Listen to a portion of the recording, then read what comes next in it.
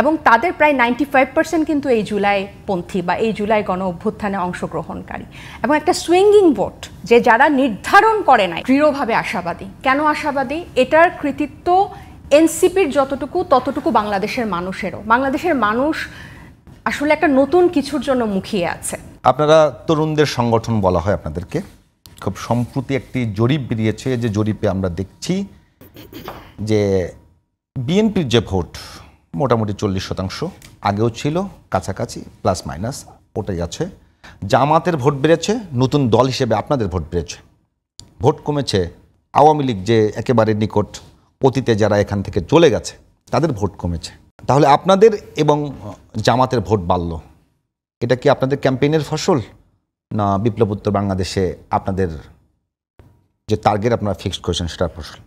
যেহেতু নির্বাচনের সামনে একটা সময়সীমা আছে আগামী বছর এবং ভোটের হিসাব এখন অনেক রাজনৈতিক দলেরই অনেক গুরুত্বপূর্ণ আলোচনার বিষয়।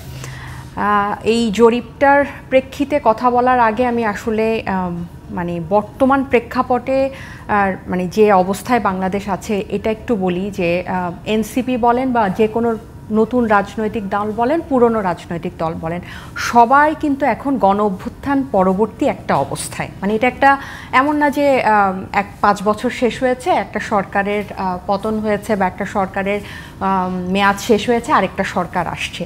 সো এখানে ভোটের হিসাবটা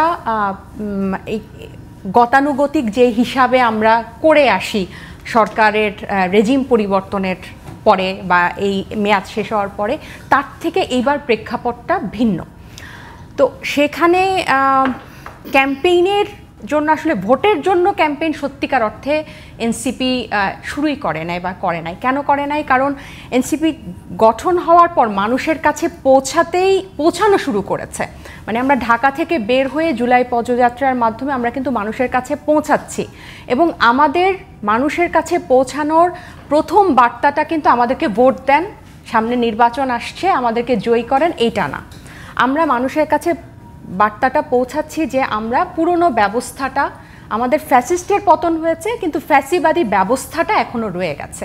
সো এই ফ্যাসিবাদী ব্যবস্থায় যাতে বাংলাদেশ সামনে আর চলতে না পারে, এই ফ্যাসিবাদী ব্যবস্থাটা যাতে একেবারে মানে বিলুপ্ত হয়ে যায়, সেই বার্তা নিয়ে কিন্তু আমরা যাচ্ছি এবং এটার জন্য এনসিপি সংস্কারে সবচেয়ে বেশি জোর দিচ্ছে। এবার ভোটের হিসাবে আসি, মানে আপনাদের যে আজকের বিষয়টা মাঝখানে ছোট্ট প্রশ্ন করি। আপনারা বলছেন যে আমরা এখন পর্যন্ত ভোট চাইনি এবং আমরা সবার কাছে পৌঁছতে পারিনি। না, আমরা পৌঁছানো শুরু করেছি, মাত্র শুরু করেছি। কারণ হচ্ছে আমাদের অভ্যুত্থানের পরেই আপনার 28শে ফেব্রুয়ারি রাজনৈতিক দলটা মানে 4-5 মাস সময় হয়েছে, এর পরেই কিন্তু আমরা আপনারটাই নিলাম যে আপনারা শুরু করেছেন। যদি এই অবস্থায় নির্বাচন হয়, আপনারা কি মনে করছেন যেটুকু সময় আছে এই সময়ের মধ্যে আপনারা জনগণের কাছে পৌঁছতে পারবেন? আমরা মানে খুব দৃঢ়ভাবে আশাবাদী। কেন আশাবাদী? এটার কৃতিত্ব এনসিপির যতটুকু ততটুকু বাংলাদেশের মানুষেরও। বাংলাদেশের মানুষ আসলে একটা নতুন কিছুর জন্য মুখিয়ে আছে। মানে নতুন কিছু বলতে নতুন দলের জন্য না, পরিবর্তনের জন্য মুখিয়ে আছে।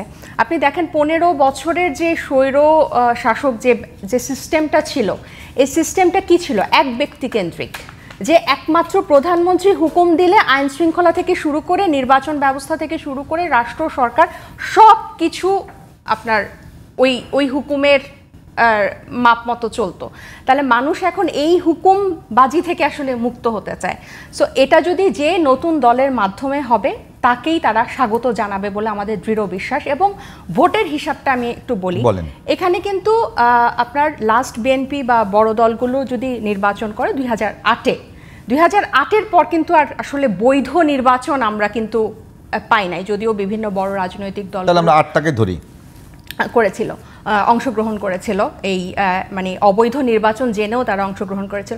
এখানে কিন্তু অনেক একটা বিশাল পার্সেন্টেজ আছে যারা জীবনে কখনো ভোট দেয় নাই এবং তাদের প্রায় 95% কিন্তু এই জুলাই পন্থী বা এই জুলাই গণ অভ্যুত্থানে অংশগ্রহণকারী এবং একটা সুইঙ্গিং ভোট যে যারা নির্ধারণ করে নাই, প্রায় 40%-এর মতো একটা শতাংশ আছে যারা এখনো নির্ধারণ করে নাই কোন রাজনৈতিক দলকে বা কাকে তারা ভোট দিবে।